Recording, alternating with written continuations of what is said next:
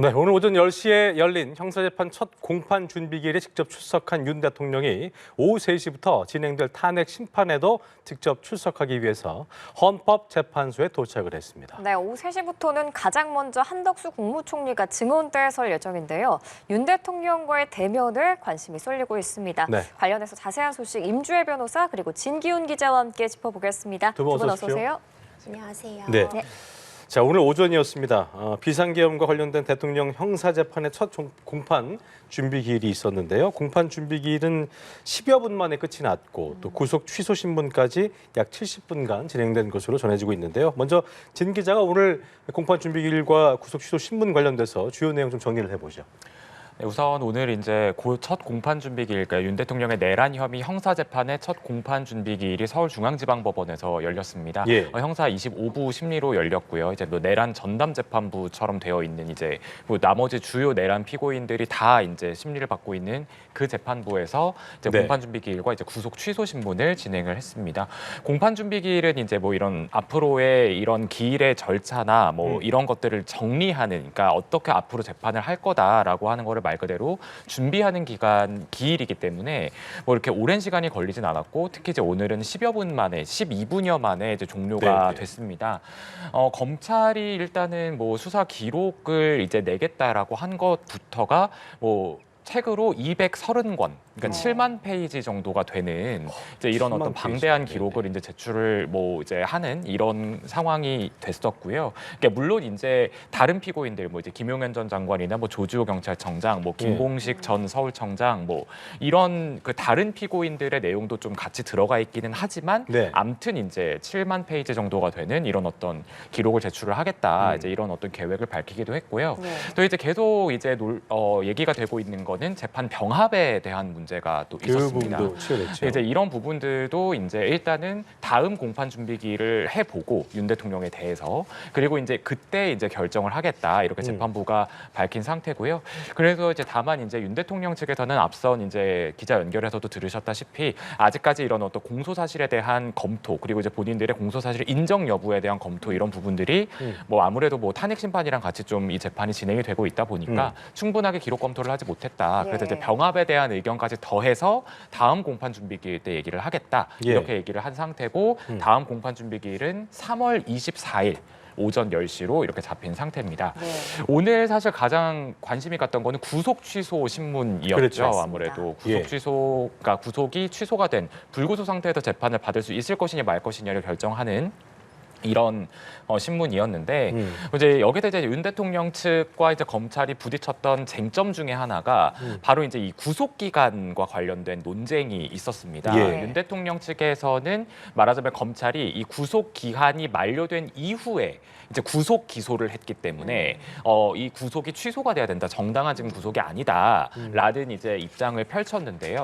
뭐 간략하게 이제 주장의 요지는 체포 적부심과 그 다음에 구속 심사를 받았잖아요. 예. 이 두 심사에 걸린 시간을 시간 단위로 계산을 했을 때, 날 단위가 아니고. 그렇죠. 이제 그죠? 날 단위가 아니고 시간 단위로 계산을 했을 때 25일 날 이제 구속 기한이 만료가 되는 거였는데, 검찰의 기소 시점이 지난 1월 26일 날 오후 6시 경입니다. 그렇기 때문에 이미 굉장히 구속 기한이 만료가 된 상태에서 구속 기소를 한 상태이기 때문에 지금 그러니까 불구속 기소를 했어야 맞다, 이제 이런 주장이었던 거고요. 여기에 또 이제 뭐 검찰이 이제 그 공수처로부터 이 사건을 넘겨받는 과정에서 윤 대통령의 신병을 이제 이렇게 이관받는 이런 절차를 제대로 또 하지 않았기 때문에 이런 부분에서도 절차적인 하자가 있다, 이제 이렇게 주장을 했고, 여기에 대해서 검찰은 이제 앞선 이제 말씀드렸던 일, 그러니까 체포 적부심의 심사에도 이제 뭐 1박 2일 정도가 걸렸고, 그다음에 그 이제 구속 심사에서도 이제 꽤 오랜 기간, 그러니까 1박 2일 정도의 시간이 걸렸기 때문에 도합합하면 4일까지도 이제 구속 기간에서 빼는, 그러니까 4일까지가 늘어나는 거죠. 그렇게 계산을 할 수도 있었지만 보수적으로 계산을 해서 이틀 정도가 이제 늘어난 거기 때문에 원래 구속 기한이었던 25일에서 27일까지로 이제 구속 기한이 늘어난 거라고 이제 계산을 해야 한다. 그렇기 때문에 26일 날 이루어진 구속 기소는 맞아요. 정당하다라고 하는 이제 이런 어떤 입장이 있었고요. 예. 그리고 또 이제 한 가지는 여태 했던 이제 그런 어떤 주장들입니다. 이 내란 혐의에 대해서 예. 말하자면 그런 어떤 뭐 야당의 입법 폭주 그리고 이제 이런 어떤 예산의 무차별적인 삭감 이제 이런 부분들로 인해서 국정이 마비가 됐고 이런 부분들을 국민들에게 뭐 알리고 또 야당의 그런 어떤 경종을 울리기 위한 것이었고 실제로 그런 어떤 유혈 사태나 이런 부분들이 발생하지 않았고 또 결정적으로 국회에서 이제 탄핵소추 사유에서 내란죄를 철회했다라는 부분이 이제 다시 또 거론이 되면서 네.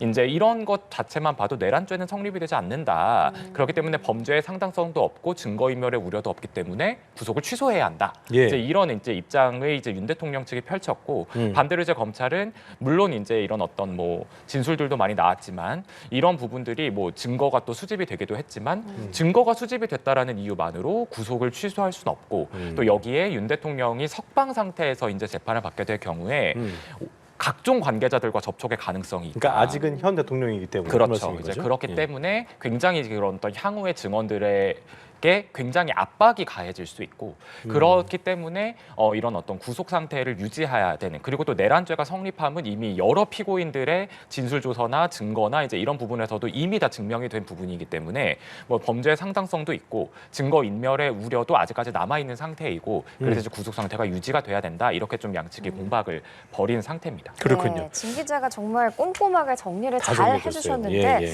임 변호사님이 첫 공판 준비기일은 피고인의 출석 의무가 없습니다. 그런데도 출석을 했다는 가장 큰 이유는 그 구속 취소 신문이 있었기 때문인데 이렇게 피고인이 구속 취소 심사에서 직접 입장을 밝히는 게 좀 유리한 측면이 있는 건가요? 사실 말씀 주신 것처럼 공판 준비 기일도 그렇고 구속 취소 같은 경우에도 피고인이 직접 출석할 의무가 있는 것은 아닙니다. 특히 구속 취소를 좀 보자면은 사실 실무상으로 자주 활용되는 그런 제도라고는 볼 수가 없고 사실 서명 심리로도 결론을 내릴 수 있는 부분인데요. 네. 아마도 이 사안의 중대성이라던가 특히 구속 기간 이것이 구속 기간 중에 적법한 사유가 발생한 와중에 기소가 되었는지 이런 부분들은 굉장히 중요한 쟁점이 될 수 있기 때문에 예. 재판부에서도 별도의 기일을 열었다고 볼 수 있는 상황입니다. 네. 그렇기 때문에 윤석열 대통령 측이 반드시 출석해야 되는 것은 아니지만 적어도 이 형사재판의 그 중요성을 감안한다면은 직접 출석하고 이 앞으로 이 재판에 적극적으로 임하는 그 모습을 보여주는 것은 수사에 적극적으로 협조하겠다는 그런 의미, 재판에 적극적으로 참여해서 어떤 본인의 방어권을 행사할 것이다라는 그런 의지를 보여준다는 측면에서는 충분히 영향을 가질 수 있을 것 같고요. 사실 지금 전해지고 있는 바에 따르면 오늘 윤석열 대통령이 직접 어떤 이야기를 하거나 하진 않았습니다. 예. 하지만 그럼에도 불구하고 이 변호인단을 통해서 충분히 이런 이야기들을 전했으리라고 보고요. 예. 변호인단과 윤석열 대통령 측이 어쨌든 한 재판정 안 공간에서 의견을 교환하면서 이 절차에 대한 답변을 진행했을 것이기 때문에 이런 측면에서는 출석이 본인의 방어권을 보장받는 측면에서는 더 유리한 역할을 할 수 있다. 저는 그렇게 보고 있습니다. 오늘 그 구속 취소 신문에서 양측의 공방 아까 이제 진 기자가 짚어줬었는데 법조인 입장에서 보실 때 그러니까 우리 국민들 입장에서는 어떤 게 맞는 거야? 그러니까 윤통 측의 입장을 윤 대통령 측 입장을 들어보면은 그것도 맞는 것 같고 또 검찰 입장에서는 법률 해석 같은 경우에는 법문헌을 근거로 하는 게 원칙이기 때문에 구속 기간은 시간이 아니라 날로 계산하는 게 맞다 이렇게 입장을 내놓고 있잖아요. 어떻게 봐야 돼요, 그 부분은요? 사실 이 구속 기간과 관련돼서는 이 기산점이라던가 아니면 며칠을 더한다고 봐야 되는가 이런 문제는 명확하게 어떤 법 문헌에 규정된 바는 없다고 보는 게 그럼 맞습니다. 재량이에요, 재판부에? 재량이라기보다는 사실 이 부분이 정면으로 어떤 재판에서 다퉈진 적은 없다고 볼 수 있거든요. 그러니까 어느 정도 이 기한에 대해서 일단 피고인에게 유리하게 해석해야 되는 측면은 분명히 있어 보입니다. 일단 원래 이제 15일에 처음에 이제 구속이 시작되었고 열흘을 기점으로 한다면은 24일에 종료가 되는 것이 맞는데요. 그 가운데 이제 기간이 좀 더해지는 측면들, 구속영장 실질 심사라던가 이 적부심을 거치는 그 기간을 보면은 윤석열 대통령 측에서는 이 시간으로 엄격하게 따지면은 48시간에 미치지 못했다. 그렇기 때문에 하루만 빼야 된다. 그렇죠. 이런 입장을 펴고 있는 것이고요. 검찰 측에서는 보수적으로 해석을 해줘도 이틀은 빼야 되는 것이기 것이기 때문에 이것은 구속기간에 어빙점이 없다는 주장이고 처음에 공수처에서 했던 그 계산은 더 넓게 해석을 해서 한 3, 4일 정도를 빼는 그랬잖아요. 계산이어서 그 부분은 좀 너무 피고인의 이익에 반한다는 지적도 있었는데요. 적어도 검찰에서는 이런 계산 방식에 대해서 좀 더 보수적으로 접근했다는 입장을 펴고 있었기 때문에 이제 이 부분을 재판부에서 어떻게 받아들일지 좀 지켜볼 필요는 있을 것 같고 그 이외에도 사실 구속 취소 사유를 언급한 부분들이 있습니다. 결국 증거인멸의 우려가 사라졌다. 그러니까 구속의 필요가 없다. 이런 측면의 주장이 있는데 지금 관련자들 뭐 김용현 전 장관도 그렇고요. 오늘 이제 증인으로 출석할 것으로 예상되어 있는 조지호 전 청장 네. 같은 경우도 그렇고 일단 뭐 보석이 인정되고 인정되지 않고의 차이는 있었지만 기본적으로 가담자들이 구속 상태에서 수사를 받고 있다는 공통점은 있거든요. 그렇다면은 윤석열 대통령만의 구속 취소를 인정해 줄 수 있을 것인가? 그럼 다른 사람들과의 어떤 형평성 문제 이런 부분들도 함께 고려할 수밖에 없을 것 같고 어쨌든 재판부에서는 윤석열 대통령 측의 입장을 충분히 들어보고 결정하겠다는 판단 때문에 이 신문 기일까지 열었다고 볼 수 있거든요. 예. 이 점은 조금 더 지켜볼 필요가 있을 것 같습니다. 그러면은 이제 구속 취소 신문 결과는 언제쯤 나올까요? 이 부분도 아직 적당히 이렇게 예측해보긴 좀 어려운 측면이 있습니다. 이제 거듭 강조드리지만 구속 취소가 자주 있는 일이 아닙니다. 예. 실질적으로 이 구속 취소 사건을 경험해보지 못했다라는 변호사들도 자주 찾아볼 수 있을 정도로 그건 어떤 이유일까요? 그러니까 사실 구속을 당했다는 건데 거기서 막 내가 구속이 맞다 안 맞다를 따지기가 좀 쉽지 않은 그림이란 말씀이신 거죠? 그렇죠. 이미 환경이? 구속영장 실질심사 같은 부분을 거쳤잖아요. 그렇기 때문에 차라리 보석 같은 부분을 고려를 하지 이 구속 자체의 적법성을 다시 한번 다투는 절차를 거치지 않는 경우도 많거든요. 하지만 분명히 피고인에게 행사할 수 있는 권한임은 분명하고요. 이 구속 기한의 이 날짜 계산 같은 부분은 이 윤석열 대통령 측의 입장에서는 문제 제기를 해볼 만한 그런 측면은 있을 것 같습니다. 예. 그렇기 때문에 결국 판단의 결과를 기다려볼 것 같고 아주 기일이 오래 걸리진 않을 것입니다. 아마 다음 공판 준비 기일 같은 부분도 이제 예정이 되어 있고 하기 때문에 아주 오랜 기간을 걸쳐서 판단을 하지 않을 것이다. 빠르면 일주일 이내 정도 기간에 결론이 날 가능성도 있다. 이렇게 점쳐지고 있습니다. 예. 자, 오늘 그리고 그 병합 심리 아까 그 김진 기자가 말씀해줬던 정리해줬던 내용인데 병합 심리나 심리 속도 이런 것과 관련돼서도 윤 대통령 측에서는 공소사실 인정 여부를 아직 대통령 측이 수사 기록 같은 거 열람하지 못했기 때문에 인정 여부 밝히기 어렵다고 얘기했잖아요. 이 병합 심리나 이런 어떤 심리 속도에 대한 이런 부분은 어떻게 좀 저희가 좀 예상을 해야겠습니까? 그렇죠. 사실 이런 부분도 첫 공판 준비 기일이나 이런 부분에 있어서 피고인들이 흔히 하는 주장 중에 하나입니다. 일단 형사재판 같은 경우는요. 말 그대로 기록과의 싸움이라고 볼 수 있습니다. 이 수사 과정들을 거치면서 지금 누적되어 있는 자료가 상당할 수밖에 없거든요. 예. 근데 피고인이 어떤 주장을 한다거나 이 주장에 본인에게 어떤 유불리를 따져보려면 그 기록을 한번 검토해야 되는 측면이 있습니다. 예. 근데 물론 피고인 본인도 지금 사실 법조인이기 때문에 검토가 가능하지만 변호인단이 이 망대한 자료를 가져오고 이제 검토하고 이런 시간이 소요되는 부분은 맞습니다. 네. 특히 지금 헌법재판도 굉장히 숨가쁘게 돌아가고 있는 이 현 상황을 고려하면 그러니까 아직 조금 더 자료들을 살펴보고 대응 전략을 세워서 이 병합 심리에 대한 부분이라던가 아니면 이제 집중 심리 이런 부분에 대한 의견을 밝히겠다. 일단 다음번 공판 준비 기일로 넘겼다고 볼 수 있을 것 같고요. 그러니까 마냥 의견을 계속 피할 수는 없습니다. 공판 준비 기일도 많아야 두세 차례 정도 열릴 것으로 지금 예측이 되고 있기 때문에 예. 공판 준비 기일에서 이제 증거 같은 부분을 좀 정리하고 어떤 부분을 다툴 것인지 그 논점을 정리하는 계획표를 짜는 자리이거든요.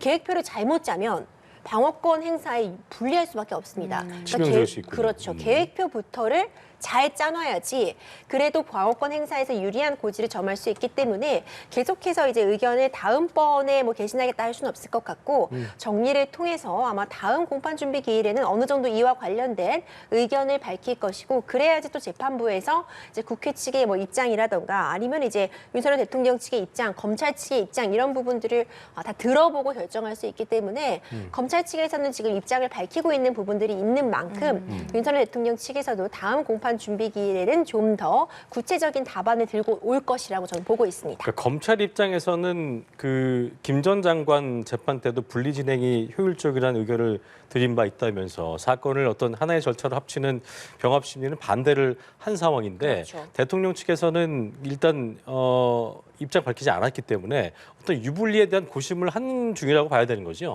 그렇습니다. 일단 병합 심리라고 하는 것은 그러니까 동일한 사실관계를 보통 같이 하고 있을 때 이번 사안 같은 경우 결국 가담자들이 동일한 날에 벌어진 일, 이 12.3 비상계엄 선포 과정에서 어떤 사실관계가 진행이 되었고 거기서 그 가담자별로 어떤 행위 유형에 가담했는지 이 부분을 쟁점으로 하고 있어서 동일한 사실관계를 대상으로 하고 있는 부분은 맞다고 보여집니다. 예. 그렇기 때문에 재판의 어떤 효율적인 진행 측면이라던가 심도 있는 그런 분석을 위해서 그러니까 이 가담자들 개개인별로 재판을 진행하는 것이 아니라 한 재판에서 다뤄보겠다라는 것이 병합 심리라고 볼 수 있거든요. 그렇군요. 근데 그렇다면은 이제 일행 생각하기로는 매번 그런 것은 아니지만 한 재판에서 다루는데 피고인들이 여러 명이고 그렇다면은 그 사람별로 어떤 그 증거의 제출이라던가 아니면 주장하는 바가 조금씩 다를 수 있고 모순점들이 발생할 수 있고 기간이 더 오래 걸릴 가능성이 존재는 합니다. 예. 그러니까 뭐 기간이 더 병합 심리를 하면 무조건 오래 걸린다라고 볼 수는 없겠지만 그러니까 재판이 하나로 진행되면 그만큼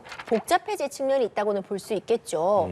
이제 그렇다면은 그러니까 병행 심리라는 것은 또 따로 있는데 병행 심리는 각각의 재판은 그대로 두고 동시에 진행을 하는 상황. 어찌 보자면 지금 상황이 치진 않지만 그렇죠. 진행은 동시에 하자. 지금이 병행 심리로 볼 수 있죠. 지금 이게 김용현- 검찰이 원하는 부분인 거죠? 그렇죠. 병행 심리가? 김용현 전 장관의 경우에도 재판이 진행이 되고 있고 윤석열 대통령에 대한 내란 혐의에 대해서도 진행이 되고 있고 가담자들도 다 지금 기소가 되어서 진행이 되고 있는 이런 상태로 가자라고 볼 수 있는데 그러니까 각각 동일한 사실관계를 대상으로 하고 있다고 해도 가담한 행위의 양태라던가 뭐 어느 쪽으로 주장을 할지 이런 부분은 차이가 있기 때문에 어떤 쪽으로 진행하신 사실 재판부에서도 고심을 할 것이고 지금 윤석열 대통령 측에서도 어느 쪽을 해달라고 일단 요청할지 이 부분은 아마 다음 공판 준비 기일에 이야기를 하지 않을까 생각이 됩니다. 네, 그렇군요. 지금 검찰 측에 따르면 준비된 서면 증거만 7만 쪽이 넘고 7만 쪽이요. 신청한 증인도 500명이 넘더라고요.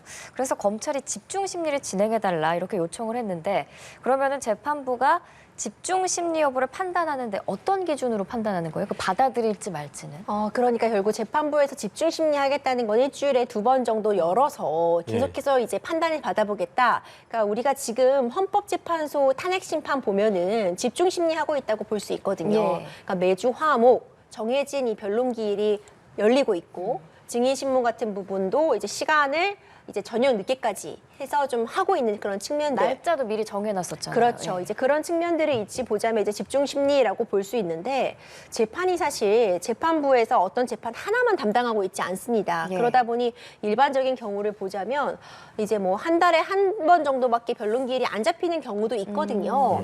그런데 이제 집중 심리를 하는데 결정하는 그런 요인으로는 얼마나 사안이 이제 중대한가 그런 부분도 다뤄질 수 있고 증인 신문이 얼마나 필요한 것인가 그 사건의 어떤 중요도나 그 자료의 방대함이 영향을 끼칠 수 있습니다. 근데 이번 사건 같은 경우는 그 사안의 중대성은 충분히 인정이 될 수 있는 그런 상황으로 보이고 어떤 사건 기록의 방대함이라던가 아니면 증인 신문의 필요성 이런 부분들을 감안하고 양측의 입장들을 고려하겠지만 이것이 계속해서 늘어질 수는 없는 상황 이런 부분들이 감안이 될 것이라고 보고요.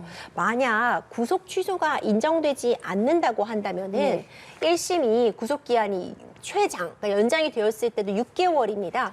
그렇다면은 이 6개월 기한 안에 1심에 대한 결론이 나야 되는 그런 측면이 있거든요. 그렇지 않으면 구속기간이 만료가 되기 때문에 그래서 다른 연장도 가능한 겁니까? 그러니까 연장을 이후에? 최대로 했을 때가 6개월입니다. 6개월이에요? 1심에서는. 그렇기 때문에 아마도 이제 구속되지 않은 상태라면 더 길어질 가능성도 있는데 이 구속 상태에서는 어느 정도 집중 심리를 통해서 6개월 이내에 1심 결론을 내고자 하지 않을까 현재로서는 예측이 됩니다. 이게 아까 지금 그 이보현 앵커 얘기한 대로 준비된 서명 증거만 해도 7만 쪽. 그러니까 이게 양으로 봤을 때 200~300페이지짜리 두꺼운 책으로 치면은 200권 넘는 분량이거든요. 그러니까 이제 앞으로 심리에 있어서 상당한 시간이 소요될 것이라는 걸 예고한 대목 같은데 말씀하신 6개월 내에 이 분량이라면 심리를 집중적으로 한다면 가능할까요? 어떻습니까? 그렇죠. 사실 이런 부분을 뭐 혼자 다 보는 게 아니라 이제 여러 변호인단이 함께 검토를 하게 되고요. 재판부에서도 사실 이 김용현 전 장관도 그렇고 사실상 이 내란 사건의 전담 재판부라고 볼 수 있을 정도로 동일 재판부가 관련자들의 사건을 지금 동시에 담당을 하게 되었거든요. 예. 그렇다면은 사실 이 사건 관계, 이 사실관계에 대한 정리 부분은 그러니까 한 번 하면 동일하게 또 사용이 될 수 있기 때문에 이런 부분들을 감안해서 동일한 재판부에 배당을 했다 이렇게 또 볼 수도 있을 것 같습니다. 그렇군요. 아마도 이게 워낙 중대한 의미를 갖고 있고 재판이 길어질 때 그 혼란도라던가 이런 부분들을 감안할 때 물론 속도보다 중요한 건 정확한 심리와 이 법에 맞는 판단이겠지만 그런 부분들도 감안하지 않을까 생각이 됩니다. 예. 네, 그럼 그 공판 준비 계획과 관련해서 윤 대통령 측에서 입장이 추가적으로 나온 게 있나요? 지금? 네, 뭐 그렇습니다. 지금 이제 저희가 계속 얘기하던 부분 중에 뭐 기록 7만 페이지 뭐 이제 이런 네. 얘기를 하면서 이제 이런 어떤 뭐 인정 여부를 말씀드리기가 어렵다 이렇게 지금 됐던 이 부분에 대해서 이제 윤 대통령 측에서 추가적으로 또 이제 입장을 밝히고 있는데요. 뭐 지금 이제 얘기가 나오는 거는 이제 기록을 이제 제대로 파악하지 못해서 인정 여부를 말씀드리기 어렵다 좀 이런 식으로 지금 얘기가 되고 있는데 근데 내란죄 자체를 인정할 수 없다는 이런 기본 입장은 이미 수사 초기, 즉 체포 적부심사 단계에서부터 이제 이번 오늘 공판 준비 절차에서의 의견 표명 순서까지 여러 차례에 걸쳐서 분명하게 밝혔다. 그러니까 즉 이제 이런 어떤 내란죄 인정 여부는 인정하지 않겠다라는 거죠. 네. 이제 그렇지만 이제 오늘 공판 준비 기일에서 얘기한 기록 파악이 안 돼서 밝힐 수 없다고 한 이 부분이 이제 기재된 그 공소 사실에 기재된 세부 사항 그리고 또 이제 방대한 증거 기록에 대한 내용 여기에 대해서 이제 별도로 정리를 해서 못 밝혔다는 얘기인 거다라는 거죠. 그러니까 즉 이제 기록에 대해서 이제 아까 이제 변호사께서도 말씀해 주셨지만 굉장히 기록이 지금 방대하잖아요. 네. 그리고 여기에 대해서 이제 그런 어떤 그 형사 재판에서는 이 증거와 이 진술에 대해서 이렇게 동의를 하냐 부동의를 하냐 이게 굉장히 형사 재판에서 중요한 부분인데 네. 그렇죠. 이런 부분들에 대해서 이제 본인들이 그런 어떤 동의 부동의 여부라든지 어떤 의견을 가지고 있는지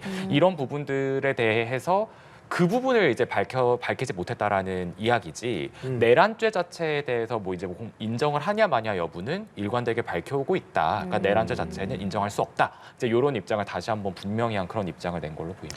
이게 보니까 임 변호사님, 이 그동안 대통령 측이 방어권 행사에 있어서 침해를 받고 있다 이제 주장을 해 왔잖아요. 그러니까 오늘 이제 공소사실 인정 여부를 밝히지 못하는 이유로 수사기로 열람하지 못했다 이런 걸 한 것이 어떤 그동안의 주장, 비슷한 맥락의 어떤 어필이었다고도 볼 수도 있겠습니까? 그렇죠. 말씀 주신 것처럼 사실 방어권을 행사하는 측면에서 본인이 할 수 있는 권리는 다 행사하는 게 맞습니다.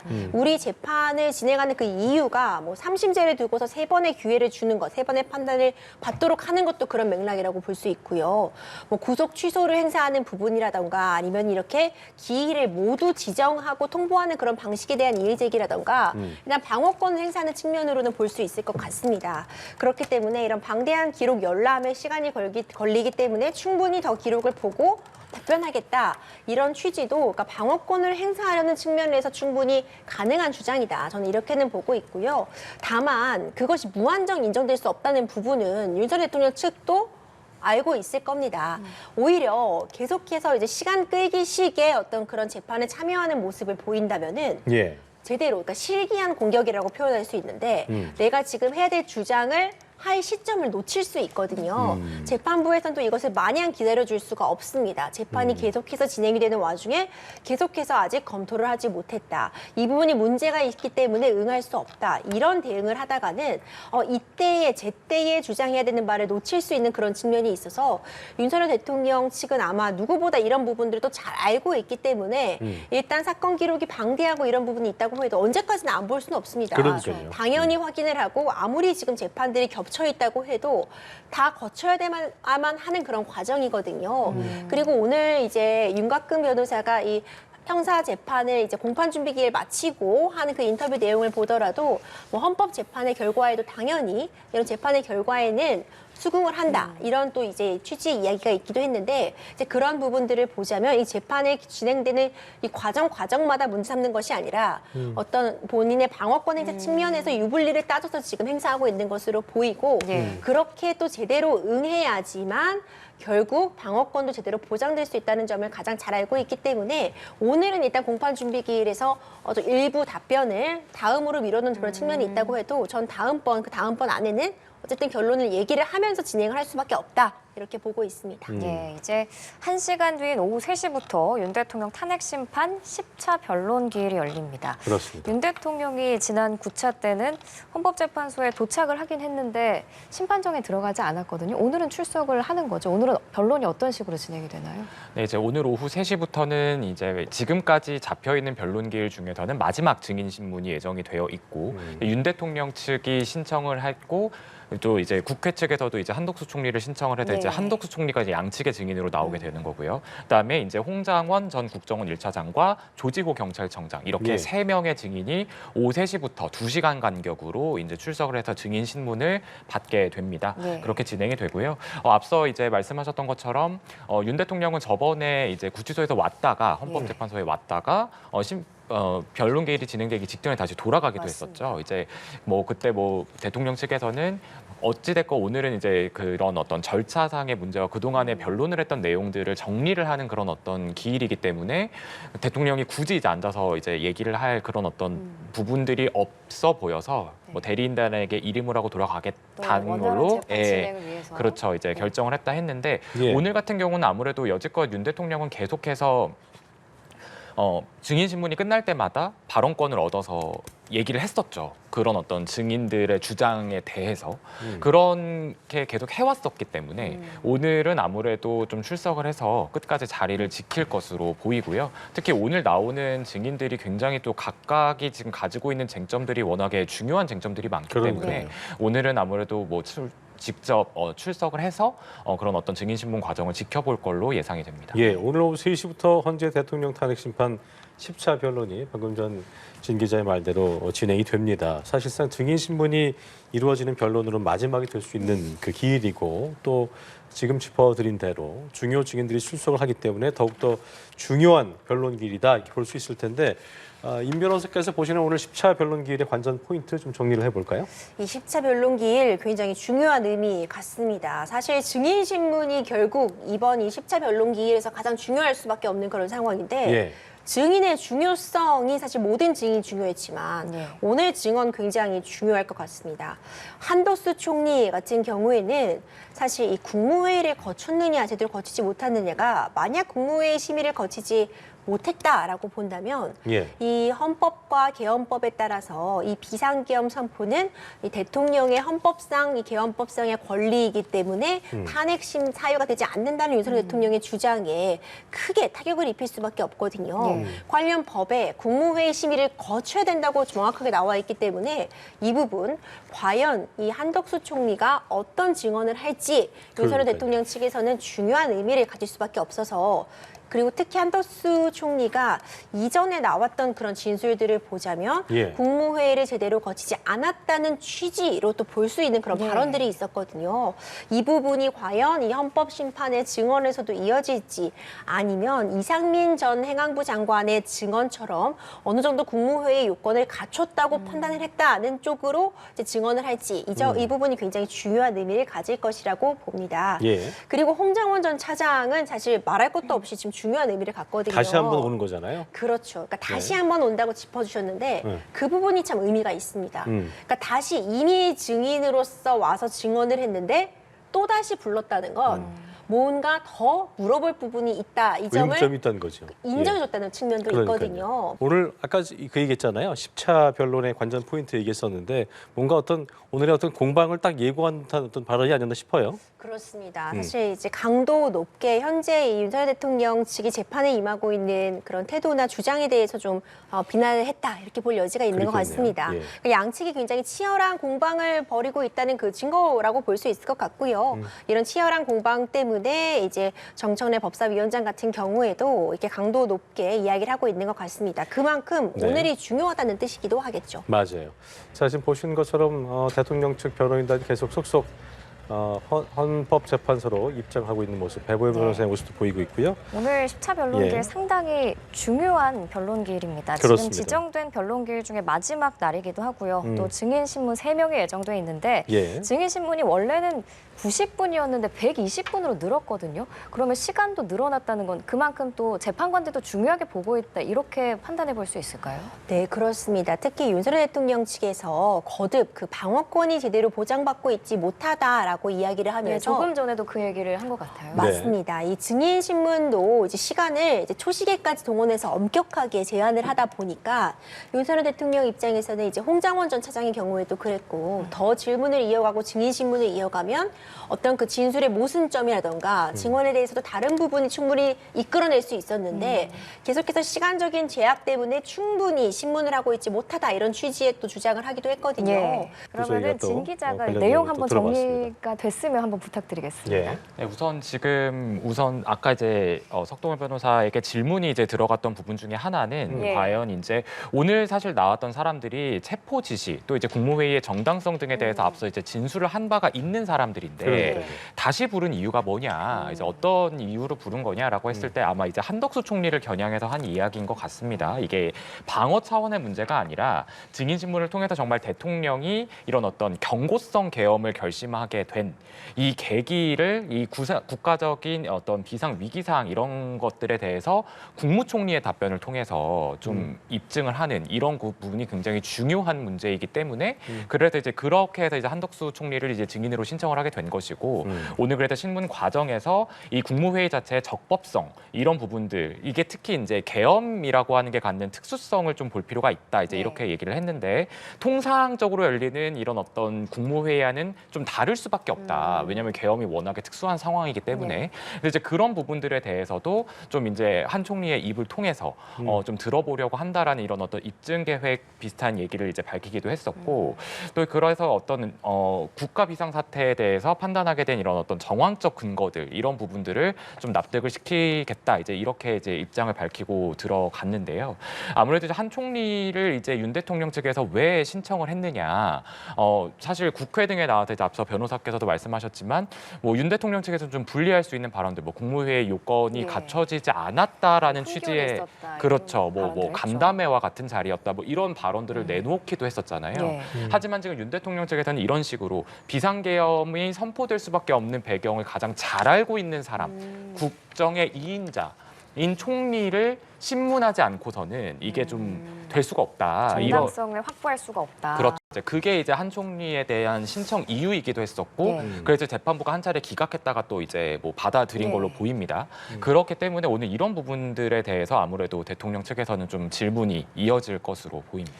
그 부분이 참 관심이 가는 부분이고 이전에 이제 왜 이상민 전 장관도 이전 증언에서는 이제 그 국무회의의 어떤 정당성에 대한 부분은 대통령 측이 유리하지 않게 발언을 했던 걸로 알고 있지만 그래서 그날은 이제 형사재판도 이루어지고 있기 때문에 방어권 차원에서 얘기하지 않을 거다 했지만 당시에 국무위원들이 이 비상계엄의 위법하다 생각하지 않았지만 이후에 있었던 부작용들 때문에 만류했단 말을 했던 것처럼 지금 진 기자 얘기를 종합해 보자면 한덕수 총리가 국무회의에 절차에 흠결이 있었다는 말도 했었고 또 그리고 간담회 수준이었다는 말도 했었고 이 부분은 대통령 측에서 불리한 부분이지만 대통령 측이 좀 부각하는 부분은 정말 이거를 할 수밖에 없었던 상황을 알고 있던 사람이 아니었냐 이런 부분을 강조하지 않겠어요? 그렇습니다. 말씀 주신 부분 분석이 정확하리라고 보는데요. 왜냐하면 사실 오늘 증인 신문 진행되는 이 과정에서 신청한 증인들을 보면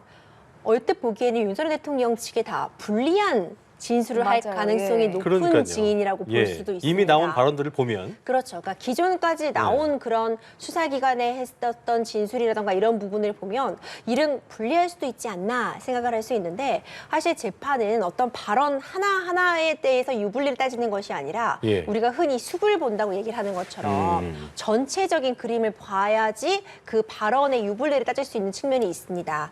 그렇기 때문에 말씀 주신 것처럼 지금 뭐 한덕수 총리가 할 이야기 이야기 가운데 뭐 국무회의를 제대로 거치지 않았다고 생각했다. 이 측면은 일견, 뭐 불리해 보일 수도 있겠지만 그 발언을 하기 전후에 그런 사정을 봤을 때 뭐 비상계엄을 선포할 수밖에 없었던 그런 국정의 어려움 이런 부분들이 더해진다면 전체적인 숲을 봤을 때는 한덕수 총리가 나와서 증언을 하는 게 훨씬 유리하다라고 볼 측면이 있을 수 있고요.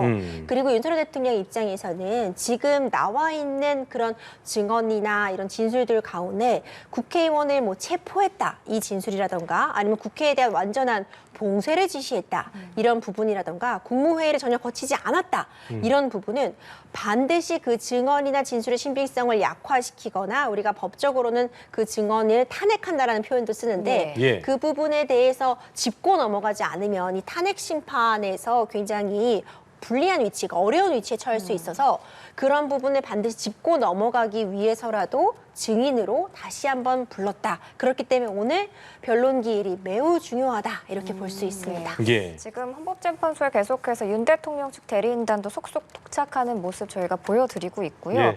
지금 한덕수 총리와 관련해서는 그 내란 수사 사건 수사도 진행 중이잖아요.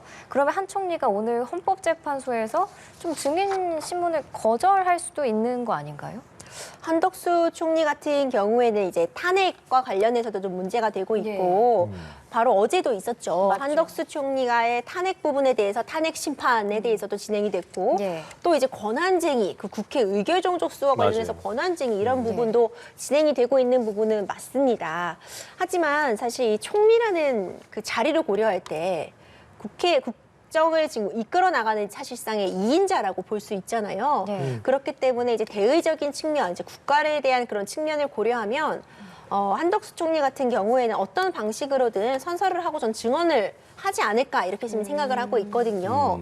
왜냐하면 지금 같은 상황에서 이제 오히려 이미 해놓은 이제 이야기들도 있고 네. 진행이 되고 있는 부분도 있는데 앞서 김용현 전 장관이 증인으로 나왔을 때 뭐 국회 측의 질문에는 답변을 하지 않겠다 이런 식으로 얘기했을 때 재판부에서도 그렇다면은 앞으로 할 그런 증언이라던가 그런 신빙성이 문제될 수 떨어진다. 있다 예. 이렇게 언급을 했었죠. 예. 사실 그 부분이 이런 타당한 측면이 있습니다.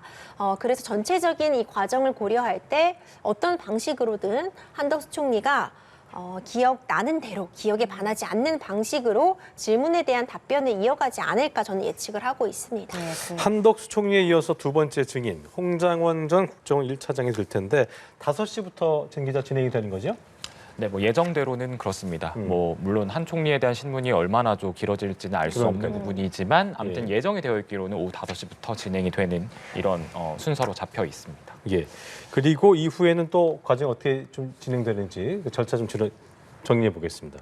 네, 이제 뭐 홍장원 전 국정원 1차장의 신문이 예정대로라면 5시부터 이제 시작이 될 것이고요. 이제 그런 다음에 이제 오후 7시에는 조지호 경찰청장이 오늘의 마지막 증인으로 이제 출석을 해서 이 조 청장에 대한 신문이 이루어질 전망입니다. 예. 그래서 뭐 여지껏 했던 대로 이제 주신문 30분, 반대신문 30분, 그리고 재주신문, 재반대신문이 각각 뭐 15분씩 이렇게 시간이 주어지고 여기에 이제 재판부에 그런 어떤 추가적인 질문 사안들이 들어올 수 있고요. 예. 그러면서 뭐 여태껏 해왔던 그 변론 기일들의 모습을 비추어 봤을 때는 윤 대통령이 이제 이런 어떤 신문 전사가 끝나고 이제 발언권을 얻어서 발언을 할 가능성도 있습니다. 그 홍장원 전 차장 같은 경우에는 키워드라고 할 수 있는 게 정치인 체포 지시 그리고 메모, 홍장원 메모 그 부분이겠죠. 그렇죠. 이제 큰 줄기가 정치인 체포 지시입니다. 그 예. 메모라는 것도 사실 여인영 전 방첩사령관으로부터 본인이 이제 계엄 당일날 뭐 차에서 이렇게 휘갈겨 적었다는 그 체포 명단이 지금 적혀 있는 그 메모인 거잖아요. 근데 그게 이제 뭐 4가지 종류가 있다 이런 내용이 나왔었잖아요. 네, 맞습니다. 이게 이제 그 다음에 증인으로 출석했었던 조태용 국정원장의 진술에서 이제 나타났던 부분인데요. 예.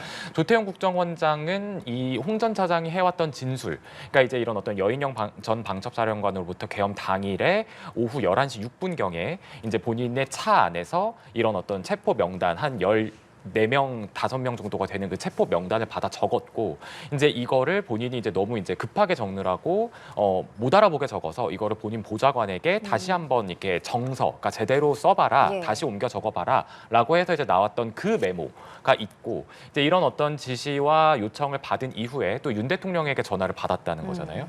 그래서 윤 대통령에게 이제 이런 어떤 체포 지시를 받았고 그래서 이제 이런 부분들을 조태용 국정원장에게 본인이 보고를 했고 그랬더니 이제 뭐 내일 얘기합시다라는 식의 답변이 돌아왔었고 그래서 본인은 이제 그런 어떤 것들 이행하지 않은 약간 이렇게 된 거다. 그러니까 체포 지시가 분명히 있었고 본인은 명단까지도 전달을 받았다. 이렇게 지금 얘기를 하고 있는데 조태용 국정원장이 이제 나와서 한 진술은 일단 그 여인영 전 사령관으로부터 받아 적었다는 시간 자체가 CCTV상의 시간과 맞지 않고, 그러니까 이제 그 시간에 홍 전 차장은 거기에 있지 않았다. 이제 이렇게 얘기를 하고 있었고 메모 자체의 신빙성도 굉장히 떨어진다. 이 메모가 이제 그 메모 원본을 보고 이제 그 보좌관이 받아 적은 게 아니라 본인의 기억을 더듬어서 이제 다시 옮겨 적어 놓은 그 메모가 지금 공개가 되어 있는 것이기 때문에 뭐 그 메모는 믿을 수 없다. 이제 이렇게 됐고 본인도 이제 그런 어떤 뭐 체포 지시라고 하는 그 보고 자체를 홍장원 전 차장에게 받은 바도 없다. 단 이제 본인이 보고를 받은 건 대통령으로부터 방첩사를 도와서 지원하라고 하는데 추가 지시가 없을까요? 정도의 내용이었고 이제 그렇기 때문에 본인은 이제 그런 어떤 홍 전 차장의 진술이 굉장히 믿을 수 없는 이야기이다. 여기에다가 이제 이런 어떤 야권 정치인들에 대한 인사청탁 문제까지도 이제 거론을 하면서 아무래도 이제 어떤 진술의 편향성까지도 이렇게 얘기를 했던 그런 이제 조 원장의 진술이 있었습니다. 예. 이제 이렇기 때문에 지금 이 메모 자체에 대해서도 그렇고 또 이제 뭐 그 재판관의 신문 과정에서도 그 홍 전 차장에 대한 신문 과정에서도 그런 어떤 뭐 인원이냐 요원이냐 이제 이런 문제들이 또 나오기도 했었잖아요. 맞아요. 이제 뭐 그런 부분들도 있었고 이제 이런 부분들이 있었기 때문에 이 체포 지시라는 게 있었냐 없었냐는 이 계엄의 위헌성을 따지는 데 있어서 굉장히 중요한 기준이 되는 부분이기 때문에 이런 부분들에 대해서 아무래도 윤 대통령 측에서는 이런 어떤 홍 전 차장의 기존 진술을 좀 굉장히 흔들려고 할 것이고 여기에 대해 국회 측이 이제 맞서 나갈 거고 또 재판관들도 이런 어떤 메모의 신빙성이라든지 예.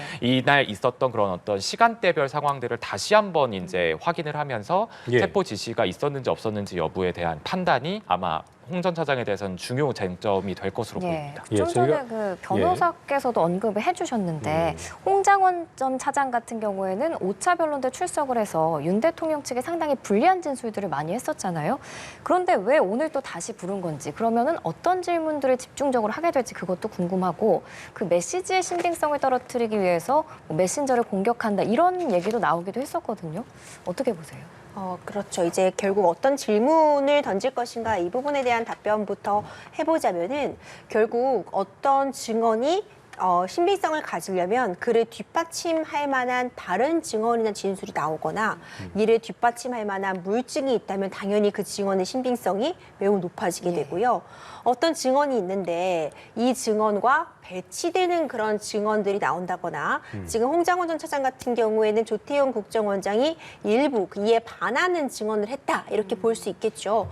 아니면은 또 이를 반박할 만한 다른 물증이 등장한다거나 아니면 이 증인이 하는 다른 증언들과 기존에 했던 증언의 모순점이 나올 때 이럴 때 그 전체적인 증언의 신빙성이 떨어진다고 볼 수 있습니다. 그렇기 때문에 지금 아마도 윤석열 대통령 측에서는 홍장원 전 차장이 오늘 나와서 오히려 더 불리한 증언들을 잔뜩 내놓을 가능성도 굉장히 높게 점쳐지지만 예. 그 여러 증언들 가운데 모순점이 드러나게 된다면은 전체적인 취지에서 보자면 해당 증언들의 신빙성이 떨어질 수 있는 지점들 그런 부분들을 좀 집중적으로 질문을 이어가지 않을까 싶어서 질문이 더 구체적이어지면은 그에 대해서 이전에는 앞서 언급됐던 그 메모가 언제 작성되었는지 그 장소가 어디인지 그런데 그 시간 그 장소에 홍장원 전 차장이 없었다. 이제 이런 논란 같은 부분들이 계속해서 지금 발생을 하고 있잖아요. 아마 이런 부분들을 조금 더 집중적으로 질의를 하지 않을까 싶은 생각이 들고요. 그리고 결국 이런 메모 같은 부분에 대해서는 당연히 방어권을 행사하는 측면에서 증언의 신빙성을 약화시키기 위해 더 구체적으로 질문을 이어갈 수밖에 없다. 이렇게 보여져서 이에 반해서 또 이제 국회 측에서도 홍장원 전 차장의 그런 증언의 신빙성을 높이기 위한 다른 차원의 또 질문들도 분명히 준비가 되어 있을 것이거든요. 그렇기 때문에 오늘의 이 변론 기일의 중요성이 높다 이렇게 다시 한번 강조할 수 있을 것 같습니다. 홍 전 차장이 언론 인터뷰에 출연을 해가지고 그 조태용 국정원장 말 반박하면서 CCTV로 동선 뭐 분초 단위로 따져보자 이 얘기도 했었잖아요. 그럼 그 CCTV가 증거로 채택된지 여부는 아직은 알 수 없는 건가요? 그렇죠. 아마 오늘 나올 것 같은데 증거 이제 조사를 하게 되기 때문에 이제 그 부분을 증거 조사에서 어떻게 볼지 이제 살펴볼 것 같고요. 사실 이 재판은 지금 탄핵 심판입니다.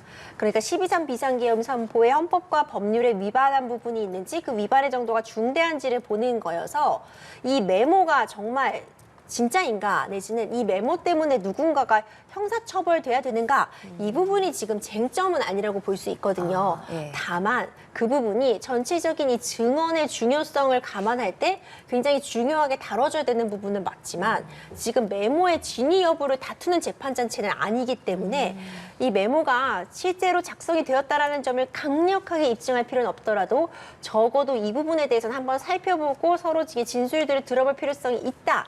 이 정도의 취지로 좀 해석해 볼 수 있을 것 같습니다. 자, 그리고 오늘 마지막 증인이 되겠죠. 핵심 증인으로 꼽히는 또 한 사람, 바로 조지호 경찰청장.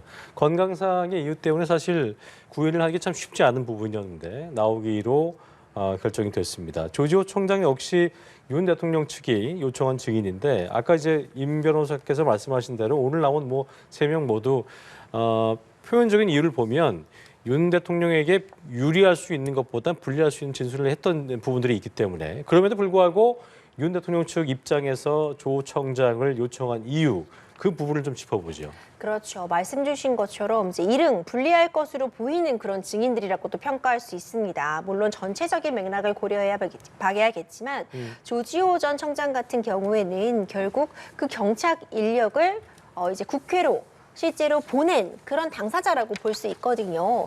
그렇기 때문에 정말로 국회에 대한 어떤 봉쇄 지시가 있었다면 그것은 국회의 권리를 과도하게 침해하고 12.3 비상계엄 선포의 어떤 문제점이 될 수 있기 때문에 예. 국회 봉쇄와 관련해서 김봉식 전 서울청장 같은 경우에도 어떤 증언들을 해왔지만 조지호 청장의 입을 통해서 그리고 또 뭐 안가 회동과 같은 부분이라던가 어쨌든 윤석열 대통령을 굉장히 지근 거리에서 이 보좌한 인물이기 때문에 예. 이 국회 공세와 관련된 부분에 대한 질문 그리고 그에 대한 증언 윤석열 대통령 측에서는 반드시 짚고 넘어갈 부분이다 이렇게 판단을 했을 것 같고 역시 국회 체포조 이런 부분과 또 맞닿아 있거든요. 그렇기 때문에 어디까지 이제 경찰 인력들의 파견이 지시가 된 것인지 실제로 어떤 구체적인 지시를 받고 움직인 것인지 그리고 조지호 전 청장이 결국 조지호 전 청장도 누군가에게 지시를 내리는 그런 위치에 있는 사람이기 때문에 예. 조지호 전 청장은 또 어떤 지시를 내린 것인지 이런 부분들을 좀 집중적으로 질의를 하지 않을까 예측이 되고 그 과정에서 아마도 윤석열 대통령 측에서는 이것이 국회를 완전히 봉쇄하려고 했던 것이 아니라 안전한 관리를 하기 위한 측면이었다는 점을 강조하고 있잖아요.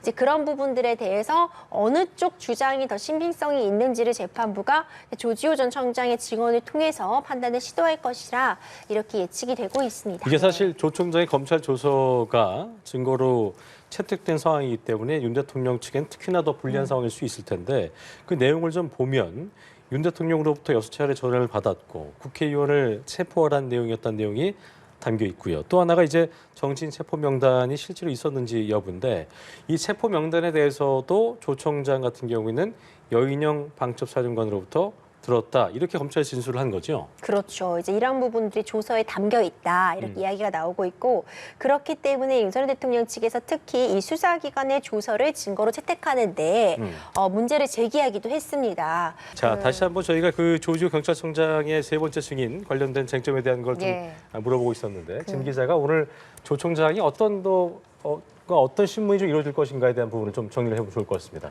네, 이제 한 총리가 말하자면 이제 어떤 국무회의와 관련된 이야기, 또 이제 홍장원 전 경찰청장이 이제 체포 지시와 관련된 이야기였다면 이제 조지호 경찰청장 역시 이제 국회의원들 당일날 이제 이런 어떤 뭐 경력이 국회를 이제 에워싸는 그런 과정에서 국회의원들을 이제 끌어내라는 지시가 있었느냐 이제 이런 부분들에 대해서 그리고 또 체포 지시에 대해서 집중적으로 이제 질문이 들어갈 것으로 보입니다. 앞서 이제 얘기가 나왔던 것처럼 지난 9차 변론기일 때 조청장의 피해자 신문조서 일부가 공개가 됐었고 이 내용에 보면은 대통령에게 6번 전화를 받았는데 근데 이제 이런 어떤 전화를 받아서 뭐 지금 국회에 들어가는 국회의원들이 다 불법이니까 체포해라, 잡아들여라 이제 이런 얘기를 했고 뭐 뒤에 이제 잇따라서 왔던 5번의 전화 역시 굉장히 좀 다급해 보였다 대통령이 이제 이런 식으로 이제 수사기관에서 진술을 했던 내용이 공개가 됐었잖아요. 이제 이거는 이제 이 내용만 보면 체포 지시를 받았다는 거고 대통령으로부터 또 이제 계엄 3시간 전에 그 안가에서 있었던 그 회동에도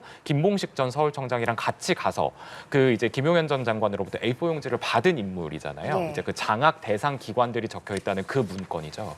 이제 그거를 받았던 인물이기도 하고 예. 또 이제 그런 사람이었고 동시에 또 이제 이 계엄 사태가 이제 일어나고 난 이후에 지금 본인이 이제 뭐 변호인을 통해서 또 이제 밝힌 게 있습니다. 여인영 전 방첩사령관으로부터 이런 위치 추적 대상자 명단을 받았는데 뭐 여기서 이제 뭐 그 이재명 민주당 대표에게 뭐 무죄를 준 판사 뭐 이름도 있었고 이런 얘기들이 다 지금 이제 조지호 경찰청장 측에서 나왔던 이야기거든요. 예. 그래서 굉장히 좀 약간 이런 또 진술들을 내놓기도 한 인물이기도 하기 때문에 당일날에 그런 어떤 윤 대통령의 체포 지시, 그 의원 체포 지시의 여부와 그리고 이런 어떤 그 장악기관 등이 적혀져 있는 그런 어떤 문건들, 이런 문건의 진위 여부에 대한 이런 부분들 여기에 대해서 이제 김봉식 전 청장의 그 신문 때서도 언급이 됐었지만 김봉식 전 청장이 사실상 제대로 대답하지 않았죠. 그리고 예. 뭐 본인이 뭐 이제 읽고 난 직후에 바로 파쇄를 해버렸고 이제 이런 식으로 되어 있어서 기억을 못한다라는 취지로 얘기를 했기 때문에 이 부분에 대해서도 지금 이게 어떤 문건이었는지 그렇게 되면은 이제 단순히 체포 지시라고 하는 걸 넘어서서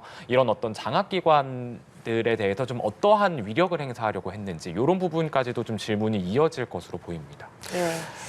오늘 예 나오는 증인 중에 유일하게 구속 피고인이죠. 조 청장이 그렇기 때문에 탄핵 심판정에서 법정에서 증언을 할까 이 부분도 좀 관심이 가는데 이 부분 어떻게 예상을 해볼 수 있겠습니까? 맞습니다. 말씀 주신 것처럼 이전에 뭐 여인영 전 사령관도 그렇고요. 이진우 전 사령관도 그렇고 본인의 형사 재판이 진행 중이기 때문에 자세한 내용은 본인의 형사 재판에서 진술을 하고 다투지 이 헌법 심판에서 증인으로서는 일정 부분에 대해서 답변을 할 수 없다 이런 취지의 이야기를 했습니다. 그러니까 일종의 증언을 거부했다 이렇게 볼 수 있는데 예. 이런 신분상의 위치는 조지호 전 청장 같은 경우에도 마찬가지입니다. 본인의 형사 재판이 진행 중이어서 구체적인 내용에 대해서 증언을 할 수 없다고 답변할 그런 가능성도 사실 충분히 있어 보이고요. 다만 언제까지나 이제 답변을 거부할 수는 없는 상황이고 특히 조지호 전 청장 같은 경우에는 이 경찰의 수장이라고 볼 수 있잖아요. 예. 그런 이제 위치 같은 부분들을 고려할 때 이제 무조건 증언을 거부하기보다는 어느 정도 증언에 대해서 적극적으로 임하지 않을까 예측이 되고 일단 건강상의 이유가 발생한 사정이 좀 분명한 그런 상황이어서 이제 강제 구인은 좀 쉽지 않기도 한 그런 측면이 있었는데 예. 이런 부분들은 그래도 다행스럽게도 조율이 좀 된 것 같습니다. 아마 변호인단과의 어떤 그런 의견 교류 그리고 이제 이점 조정을 통해서 일단은 이제 출석을 하는 것으로 정리가 된 것 같은데 구체적으로 이제 건강상의 이유가 발생한 상황에서 어떤 방식으로 신문을 할지 이 부분은 조금 더 지켜볼 필요가 있을 것 같습니다. 그러니까 발언이 제한적일 가능성도 저희가 배제할 수 없는 거죠. 그렇죠. 그렇게 보입니다. 제한적인 가능성은 충분히 있어 보이고 지금 이제 제대로 이제 증언을 할 수 있는 그런 건강 상태인지 아직 이런 부분에 대해서도 정확히는 알려진 바가 없거든요. 그러니까요. 이제 그런 부분들을 좀 감안을 하고 증인 신문 과정을 좀 지켜볼 필요성은 있을 것 자, 같습니다. 그렇다면 지금 얘기하신 대로 건강상의 이유를 얘기하셨는데 2시간 배당도 있잖아요. 그걸 다 써야 되는 겁니까? 어떻습니까, 그건요? 사실 양측이 배정된 시간이 있다면 안 쓰고 지나가지 않겠죠. 왜냐하면은 이게 굉장히 중요한 기회거든요. 결국 공판주의라고 해서 이 재판정 안에서 벌어지는 일이 가장 중요하다고 볼 수 있습니다. 그 발언도 굉장히 중요한데 그 발언을 하는 그 당사자의 태도, 눈빛 그 양 당사자 간에 주고받는 그 분위기, 이 모든 거를 지금 재판관들은 지켜보고 있고 그렇기 때문에 변론 기일을 열고 재판을 하고 출석을 하는 이유이기도 합니다. 예. 그래서 그 시간이 지금 2시간으로 배정이 되어 있는데 물론 이제 국회 측에서 본인들은 다 질문을 했다. 그렇기 때문에 더 이상 필요 없다고 한다면 종료가 될 수는 있는 상황이죠. 그리고 증인이 좀 뭔가 좀 아플 경우나 몸이 안 좋을 때는 또 그걸 강제할 수 없잖아요, 그죠? 그렇죠. 이제 재판부에서 그런 부분들은 유동적으로 재량권에 따라서 행사를 할 수 있을 것이라고 보는데 예. 일단 출석을 한 이상 어느 정도 충실한 증인 신문은 진행될 것이다 이렇게 보고 있지만 다만 이제 건강상의 이 정도에 대해서 정확히 확인이 되기 그렇죠. 어렵기 때문에 예. 오늘 있을 이 상황을 좀 지켜볼 필요가 있을 것 네, 같습니다. 저희가 조금 전에 그 화면으로 검은색 차량 한 대가 헌법재판소에 들어가는 장면 보여드렸는데 예. 그게 지금 한덕수 국무총리 차량으로 추정이 되고 그 차량이 바로 지하 주차장으로 이동을 했습니다. 예. 한덕수, 어제도 이제 한 예. 총리가 출석한 본인의 탄핵 심판에서도 지하로 이동한 바 있는데 네, 오늘 예. 탄핵 심판 10차 변론 첫 번째 증인이고요. 잠시 후 오후 3시부터 증인 신문이 시작이 됩니다. 어제 그 한덕수 총리 탄핵 심판 열렸는데 첫 번째 기일 만에 변론이 종결이 됐잖아요.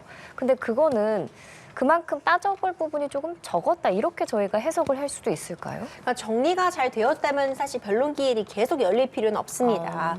이 한덕수 총리의 탄핵 심판 같은 경우에는 일단 기본적으로 지금 탄핵 사유가 뭐 내란에 가담했다는 그런 혐의 그런 부분들과 더불어서 이제 헌법재판관을 임명하지 않은 부분 그리고 이제 특검에 대해서 제대로 응하지 않은 측면이라던가 아니면 법률안의 거부권을 행사한 부분 이런 부분들을 국회 측에서 주장을 하고 있는데 네. 이제 이런 부분들도 중요한 쟁점이 되겠지만 어찌 보자면 가장 큰 쟁점이라고 한다면은 이 탄핵 소추를 의결할 때 그 의결 정족수 부분이 쟁점이 된다고 볼 수 있습니다. 예.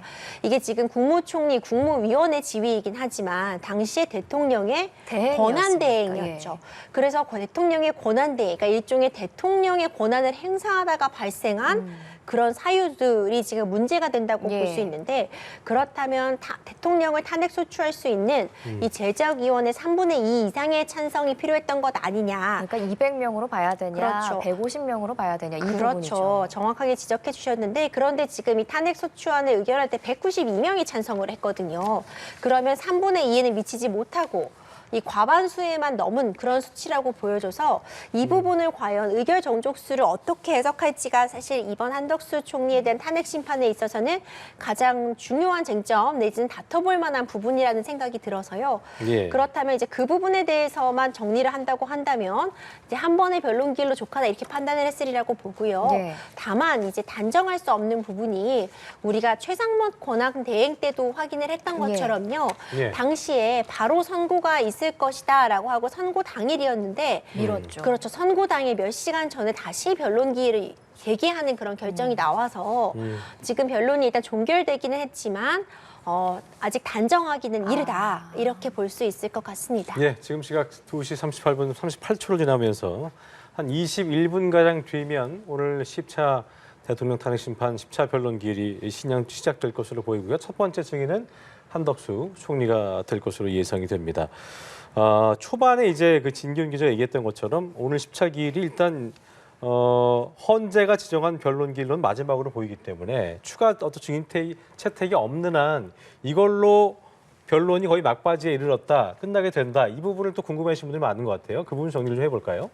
아무래도 그래 보입니다. 사실 지금 오늘 채택이 됐던 한덕수 총리도 한 번의 기각 끝에 이제 다시 나오게 된 증인이고 홍장원 전 차장의 경우에는 또 계속 이제 본인들의 주장과는 배치되는 주장들이 나오기 때문에 이제 다시 한번 부르게 된 걸로 보이고 예. 조지호 청장의 경우는 지금 세 번 만에 지금 나오게 되는 거잖아요. 그렇기 때문에 좀 약간 오늘은 또 마지막으로 한 번 더 진행을 해보겠다라는 재판부의 의지가 엿보이는 부분인데 예. 이 이후에 아무래도 이제 추가 증인 신청은 받아들일 가능성이 그리 높아 보이진 않습니다. 왜냐하면 이제 이 세 사람 외에도 이제 다른 증인들도 이제 윤 대통령 측에서 신청을 했지만 모두 기각을 했거든요.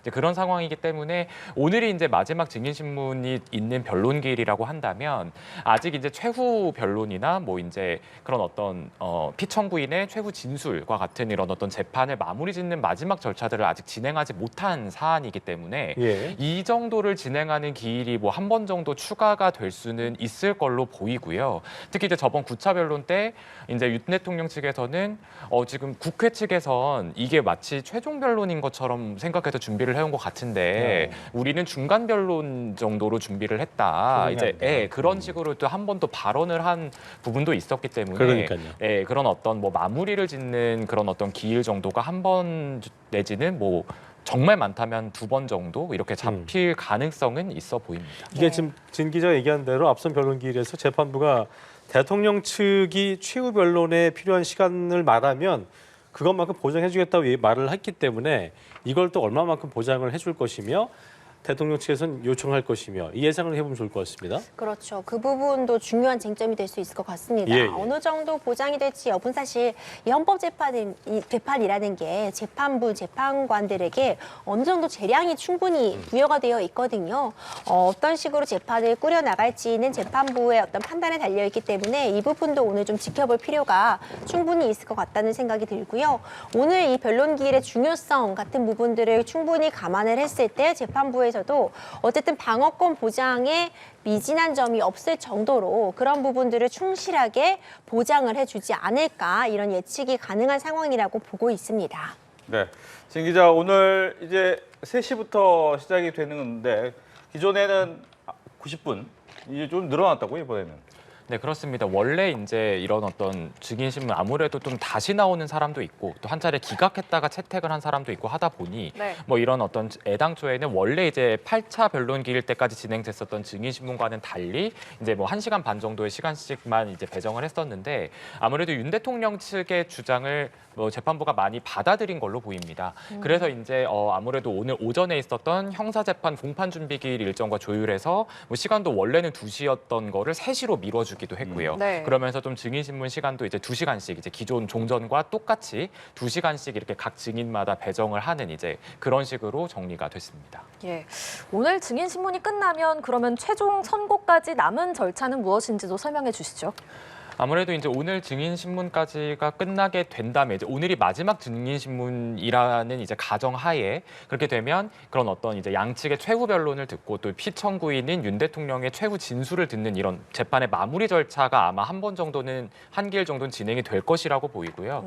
그러고 나면 이제 재판관들이 이런 어떤 이제 평의를 거쳐서 표결에 들어가게 됩니다. 그렇게 표결에 들어가게 되면서 여태껏 나왔던 증언들 그리고 제출돼서 채택됐던 증거들 이런 부분들을 종합적으로 검토를 해서 이제 인용과 기각의 의견들을 각자 내게 되고 이렇게 되면서 이제 이런 어떤 판결문을 작성하게 되는 이런 과정을 거치게 되고요. 그렇게 되면서 이제 선고에까지 이제 결국에는 이르게 되는 이런 과정을 거치게 됩니다.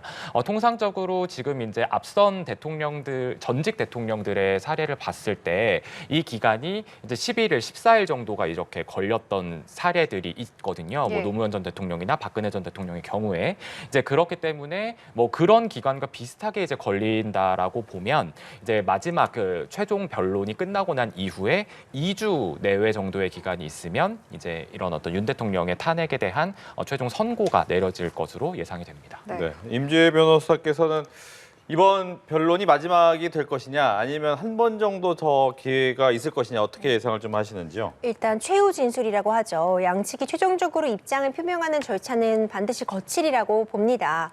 사실 지난번 9차 변론 기일에서 양측이 지금까지의 쟁점들을 정리하는 그런 시간을 가졌는데 윤석열 대통령은 직접 출석은 하진 않았습니다. 물론 변호인단을 통해서 입장을 충분히 밝혔다고 볼 수 있지만 이 사안의 중대성을 고려할 때 윤석열 대통령의 최후 진술을 듣는 자리는 반드시 거칠 것이라고 보고요. 윤석열 대통령 변호인단 측에서도 추후에 이 부분은 다시 준비를 해서 최후 변론을 하겠다는 입장을 거듭 밝혔었거든요. 네. 그렇기 때문에 어느 정도 준비를 하는 시간을 거친 다음에 변론 기일을 열어서 양측이 최종적으로 입장을 정리하는 자리는 반드시 거칠 것이라고 보고요.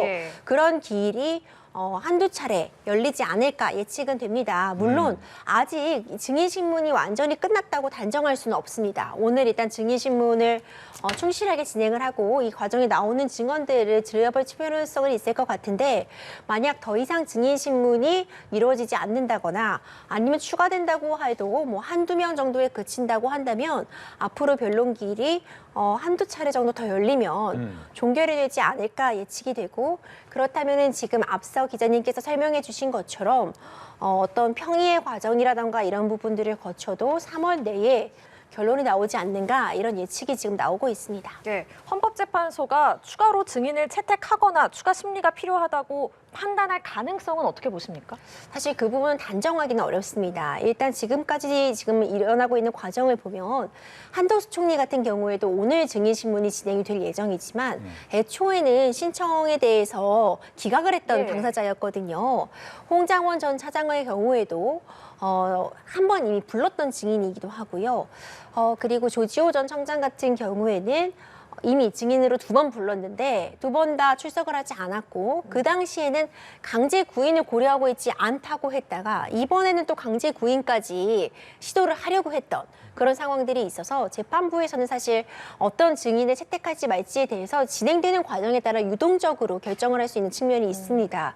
그리고 일단 윤석열 대통령 측에서 강력하게 증인으로 요구하는 그런 부분에 대해서 다 들어주진 않았지만 지금 특히 핵심적인 부분에 대해서는 다시 한번 기회를 열어서 지금 증인 신문을 하고 있는 상황으로 보여져서 예단하기는 어렵다. 저는 그렇게 보지만요. 오늘 나올 증인들의 신문 내용을 좀 지켜본 이후에야 정확한 판단을 좀 가려내질 수 있지 않을까 생각이 됩니다. 예. 이제 한덕수 총리에 대한 신문이 먼저 진행이 되는데 윤석열 대통령 측 그리고 국회 측 모두 이제 요청을 한 상황이고 그런데 이제 며칠 전에 한덕수 총리가 직접 또 본인의 탄핵 심판과 관련해서 진술이 있었단 말이에요. 근데 그런 부분이 또 여기에 영향을 미칠 수 있느냐 이런 고민도 될 것 같기도 하고. 그렇죠. 사실 원칙적으로는 다른 재판이라고 볼 수 있습니다. 그러니까 한덕수 총리에 대한 탄핵 심판 그리고 뭐 권한쟁의 심판은 그대로 가는 것이고요. 네. 또 이건 또 별개의 재판이죠. 이번에는 윤석열 대통령의 탄핵 심판이기 때문에 기본적으로 다르다고 볼 수 있고 특히 한덕수 총리의 탄핵 심판에서의 사실 주된 쟁점은 이 탄핵에 소추할 수 있는 국회에서의 의결 정족수를 거쳤느냐가 조금 더 핵심이 될 수 있다고 보여집니다. 그렇다면은 서로 영향을 아예 주고받지 않는다라고 보기는 어렵지만 그럼에도 불구하고 일정 부분은 좀 쟁점을 달리한다고 볼 여지가 충분히 있을 것 같고요. 그리고 한덕수 총리는 사실 이 국정 운영의 2인자라고 볼 수 있습니다. 네. 그 신분상의 위치라던가 그 발언의 중요성 이런 부분들을 감안할 때 오늘 적어도 이 헌법재판소의 증인으로 출석을 한다면 충실하게 어떤 증언을 통해서 입장을 밝히지 않을까 저는 그렇게 생각을 하고 있습니다. 네. 진기훈 기자, 오늘 한덕수 총리의 주요 쟁점은 어떤 게 있습니까? 아무래도 한덕수 총리에 대해서는 크게 2가지 쟁점이 있을 것으로 보입니다. 이제 하나는 그 비상계엄 당시에 국무회의에 또 참석을 했었던 이제 국무위원 중 한 사람이기 때문에 근데 이제 이 국무회의에 대해서 국회 등에서 했던 여러 가지 발언들이 있었죠. 뭐 간담회와 같은 자리였다. 뭐 이런 어떤 뭐 의결 요건을 뭐 이렇게 갖춘 것은 아닌 걸로 보인다 등의 약간 그 적법성이 없어 보인다라는 취지의 발언들을 좀 내놓기도 했었거든요. 그래서 이런 어떤 국무회의 당시에 그런 어떤 국무회의의 적법성이 하나의 화두가 될 것으로 보이고 또 하나는 이제 윤 대통령 측에서 한덕수 총리를 증인 신청을 하면서 내세운 이유 그리고 오늘 이제 이 윤 대통령 측 변호사가 들어가면서 얘기했던 이유도 이제 비상계엄을 선포할 수밖에 없었던 배경. 이제 그때 당시에 그런 어떤 야당의 입법 폭주와 뭐 무차별적인 예산 삭감과 이로 인해서 이제 국정 마비가 왔던 이런 상황이 얼마나 심한 상황이었는지 이런 부분들을 이제 국정 2인자의 입장에서 가장 이제 잘 설명해 줄 수 있는 그런 어떤 증인이다라는 게 또 이제 윤 대통령 측의 입장이기 때문에 그런 부분들, 그러니까는 계엄 선포 배경에 대한 부분과 국무회의의 적법성에 대한 부분 이 2가지 부분들이 주요 쟁점으로 다뤄질 걸로 보입니다. 예, 방금 말씀하신 이 국무회의 적법성에 관한 부분, 한덕수 총리가 어제 본인의 탄핵 심판 1차 변론에도 출석해서 여러 가지 얘기를 했는데 이 국무회의에 대한 얘기도 어제 변론에서 있었습니까?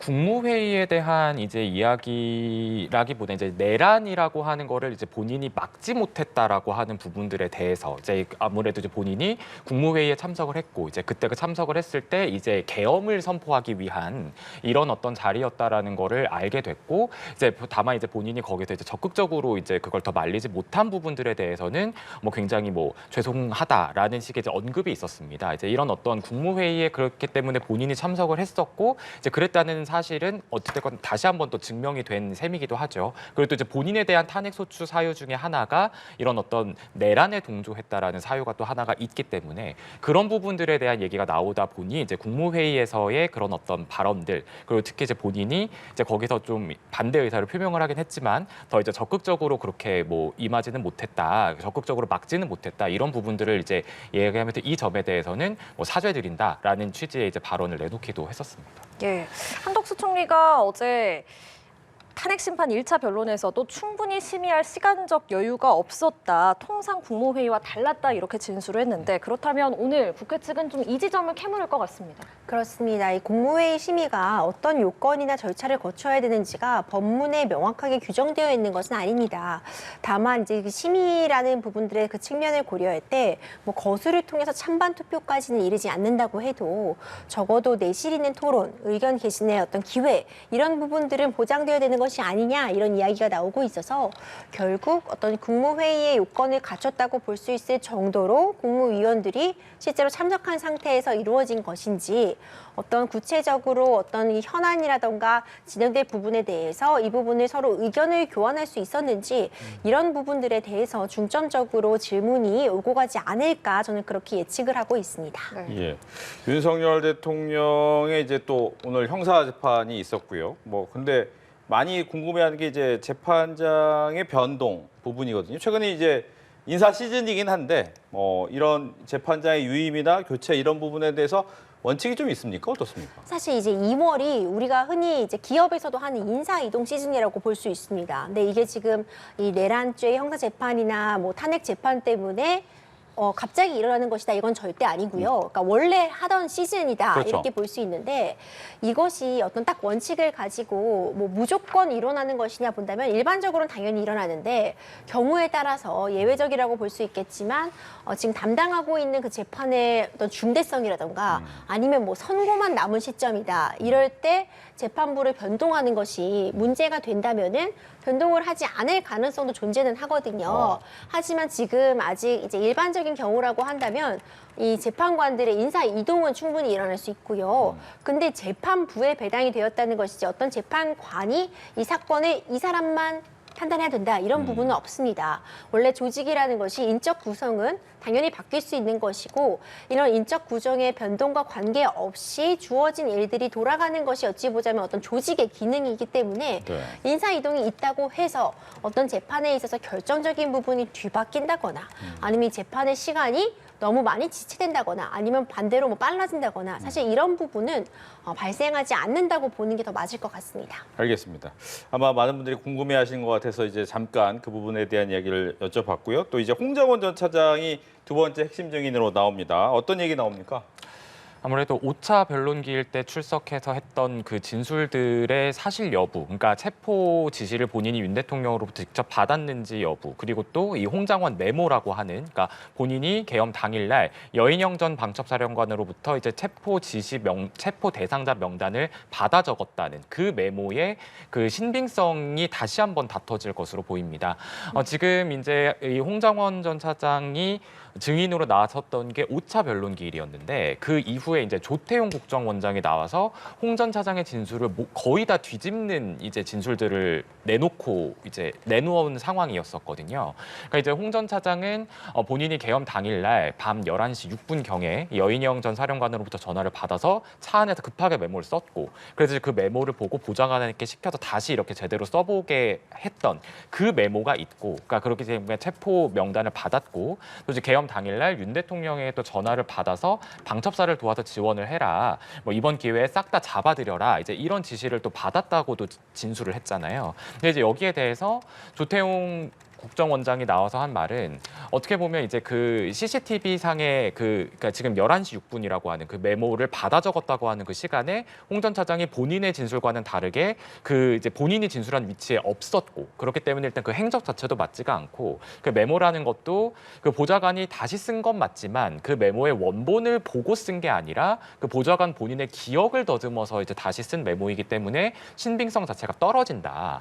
그리고 여기에 이제 본인도 이제 그런 어떤 체포 체포 지시가 있었다라는 보고를 홍 전 차장으로 받지 못했고 여기에 그런 어떤 야권 정치인들을 향한 그런 어떤 인사청탁 같은 문제들이 있었다라고 하면서 진술의 평양성을 또 지적하는 이런 어떤 발언을 내놓기도 했거든요. 그렇기 때문에 이제 이런 부분에 대해서 게다가 또 이제 그 재판관 신문 과정에서도 뭐 이제 뭐 인원이냐 요원이냐 이제 이런 이제 논란도 있었고요. 예. 그래서 오늘 종합적으로 이런 부분들의 사실관계가 좀 다뤄질 것으로 보입니다. 알겠습니다.